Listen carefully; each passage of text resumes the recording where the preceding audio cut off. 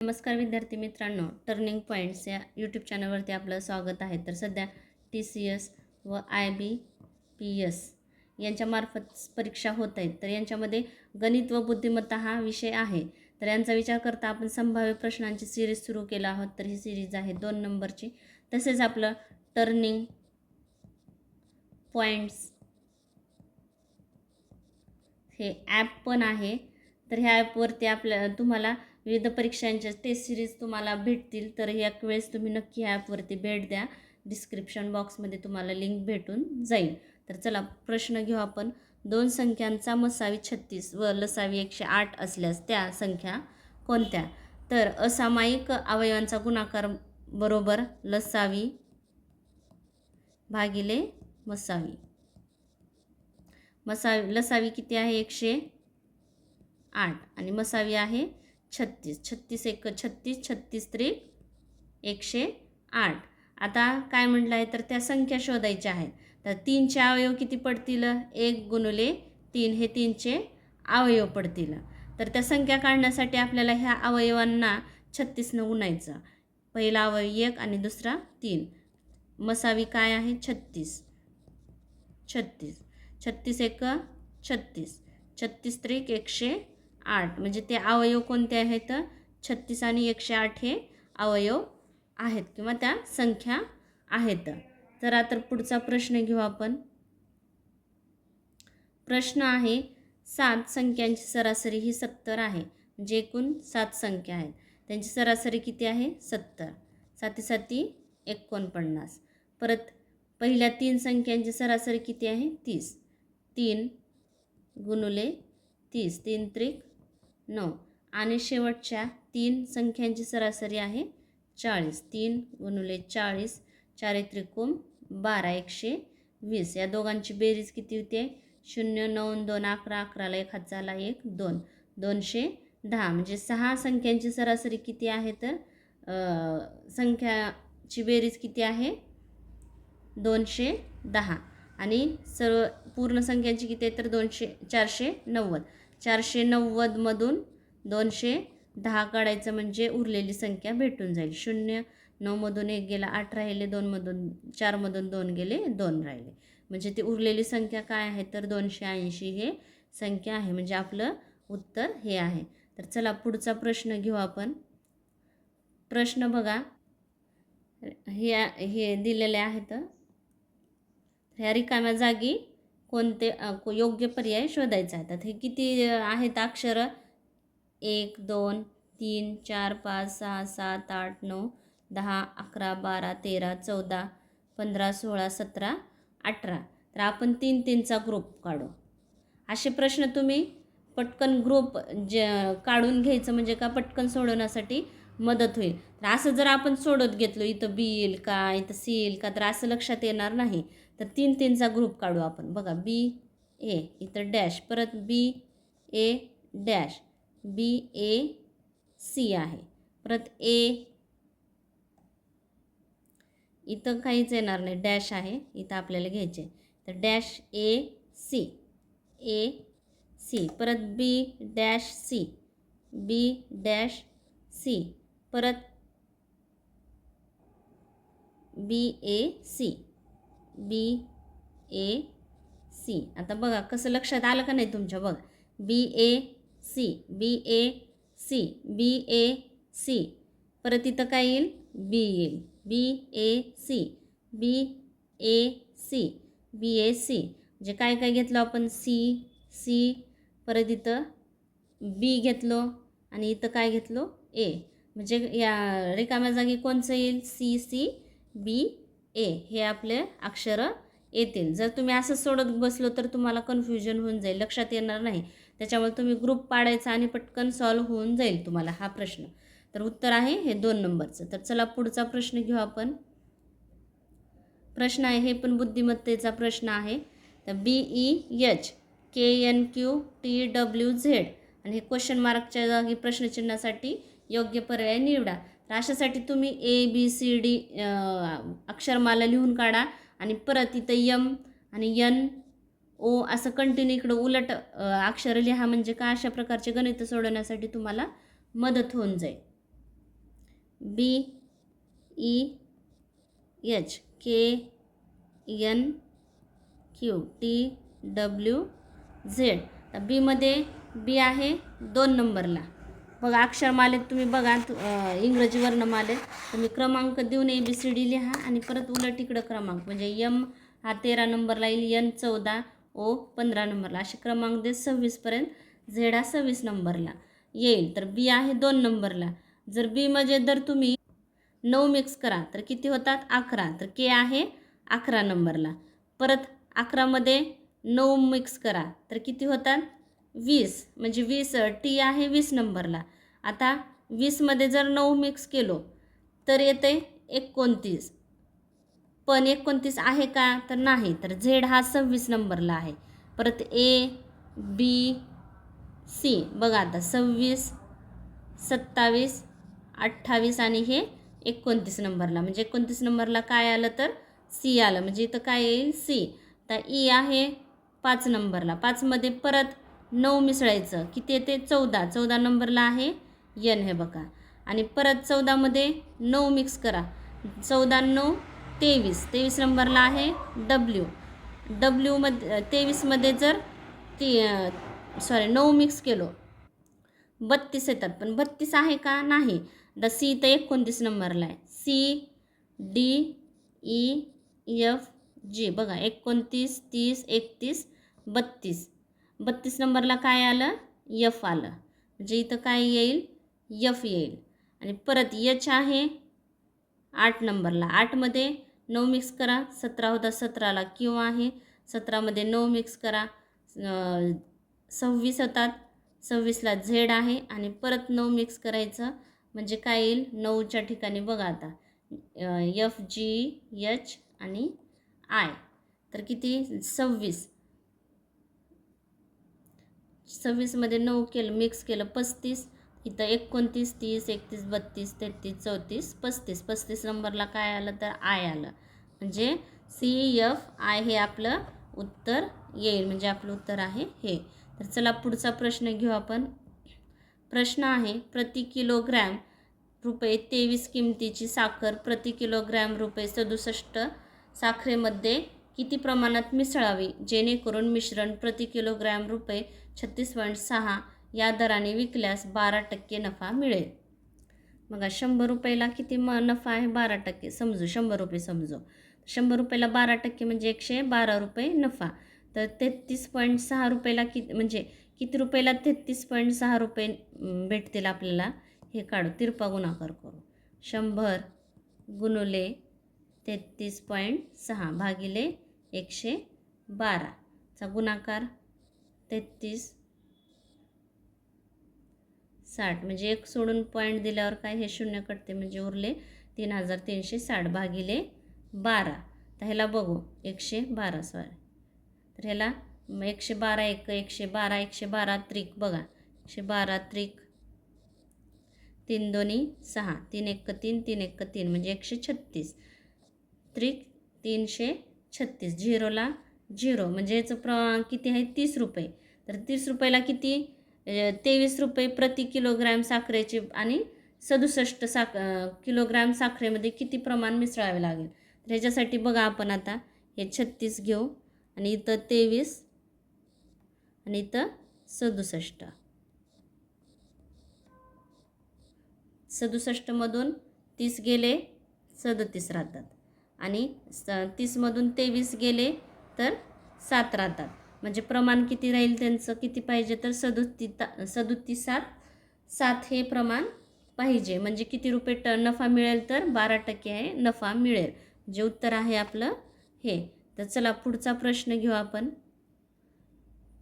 प्रश्न आहे दिलेल्या मालिकेत प्रश्नचिन्हाच्या जागी खालीलपैकी कोणती संख्या येईल. तर हे आता रोमन संख्या आहेत. रोमन संख्या ही तुम्हाला पाठ करून घ्यावे लागेल कारण की आज रोमन संख्यांचे पण तुम्हाला प्रश्न येत आहेत.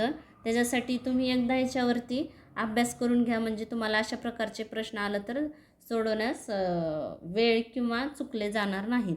तर बघा कमीत कमी 1 ते 10 पर्यंत जरी पाठ केलं रोमन अंक तुम्ही तरी तुम्हाला पुढचे प्रश्न किंवा अशा पुढच्या संख्या शोधण्यासाठी मदत होऊन जाईल.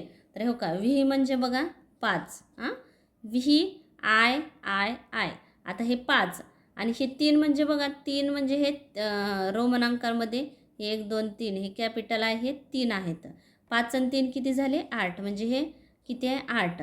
आता एक्स म्हणजे किती? नुसतं एक्स आहे 10 आहे. आणि परत ही एक आहे, एकचा आहे 1 1 2 3 4 5. 1 2 3 4ला आय व्ही आणि 5ला आहे हे व्ही. तर बघा आता एक्स हा 10 आणि 1 नंबरला हे आय, म्हणजे इथं किती? 10 आणि 1 11. म्हणजे हे किती नंबर आहे? एक्स आय म्हणजेच 11. पुढे आहे एक्स आय व्ही. आता एक्स 10 आणि आय व्ही हे काय आहे? 4. तर 10 आणि 4 14. तर इथं बघा, आता इथं गॅप सोडू आपण. आणि एक्स म्हणजे काय येईल? 10 आणि 10 20. तर बघायचं पॅटर्न लक्षात घेऊ आपण. 5 आणि 3 8. 8 आणि 3 11. परत प्लस 3 11 आणि 3 14. परत 14मध्ये 3 मिक्स करू तर किती झाले? 17. आणि 17मध्ये 3 मिक्स केलं तर 20. पण आता 17चा काय पॅटर्न येईल रोमनमध्ये? तर 17 म्हणजे बघा, एक्स आपण 10 घेऊ.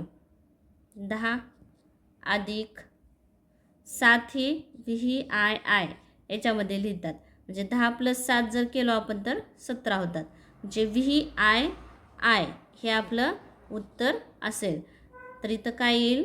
क्वेश्चन मार्कच्या ठिकाणी किंवा गाळलेल्या जागी V x V I I हे रोमन संख्येमध्ये ही संख्या येईल. म्हणजे आपलं उत्तर आहे हे. तर चला पुढचा प्रश्न घेऊ. प्रश्न आहे, एक काम 4 तासात, बी आणि सी मिळून 3 तासात आणि ए आणि सी मिळून 2 तासात पूर्ण करू शकतात. तर बी एकटा ते काम किती वेळात पूर्ण करेल? हे बीचं एकट्याचं काम विचारलं आहे. बघा, एचे एकट्याचे काम किती आहे? 4 तासाचे. बी प्लस सीचे किती आहे? 3 तास. आणि ए प्लस सीचे काय किती आहे? तर 2 तास. तर यांचा लसावी काय येतो? तर 12. काय येतो? 12. म्हणजेच यांचंही काय आहे? एकूण काम करण्याची क्षमता किंवा एकूण काम आहे त्यांचं, ह्या तिघांचं. तर आता काय विचारलं आहे आपल्याला? बीचं काम विचारलं आहे. तर बघा, क्षमता बरोबर एकूण काम भागिले वेळ. आता काय याचं काय काम आहे? किती वेळ आहे? 4 तास. आणि एकूण किती काम झाले सगळ्यांचं मिळून? 12. म्हणजे 12 भागिले 4 ही एचं आहे बरं का. 4 × 1 = 4, 4 × 3 = 12. म्हणजे याची किती क्षमता आहे एकट्याची? तर 3. परत बी आणि सीची काढू. बी प्लस सी. एकूण काम किती आहे त्यांचं?